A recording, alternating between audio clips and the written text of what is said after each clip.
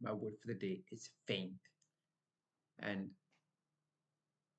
I guess I've not, I guess life sometimes is not for the faint of heart. It's not for the people who let life happen to them, as opposed to making life happen through actions, through vulnerability, through courage. And it comes down to kind of person you want to become for a good chunk of my life, probably like 2 decades.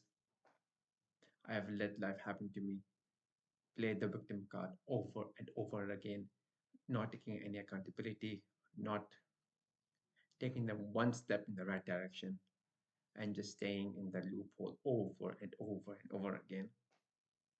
I've talked about this before, but it's just something I felt so passionately and so thoroughly. Like when you're in the depth, when you're in the rock bottom phase, you just sit there and it was become just a part of you that you subconsciously start thinking those thoughts and you just it's like a very, very dark rabbit hole. And I guess sometimes some people like me, I had to go to my rock bottom, see what was there, see it, live it, see the consequences of my inactions, and then be like, okay, this is not what I want. I'm just going to start walking in the other direction. And for me, one of the things that really helped me out was when Jordan Peterson talked about how he helped in his clinical practice people who were in the rock bottom phase to do the bare minimum, the smallest of the smallest things, so that they could get the small victories in, feel a bit better about themselves, and then slowly, slowly increase. One of the stories that I remember from him that really touched my heart, he had a patient who was so lazy, like I have to give him kudos for being that lazy, that for the first 27 days, his task was just to take, if I remember correctly, it was just to take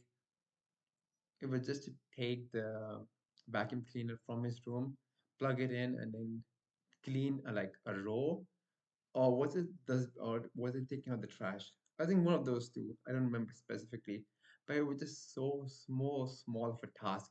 It just makes you wonder, like, why couldn't you do it?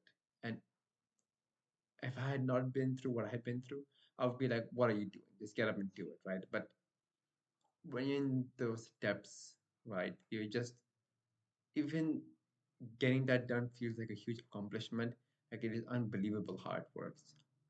And then when I came across the game of psychology, and that's basically what is the next one step I can take that is comfortable enough, but that is also challenging, that is also just beyond my comfort zone, that just pushes my boundaries and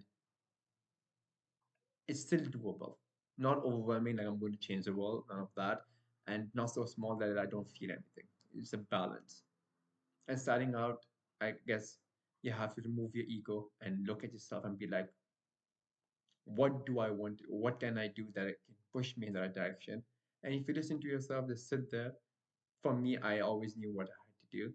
I just never did it. But this is my, but you can say redemption arc, for a more dramatized version of it, where it's just me documenting to just see where it goes. So yeah,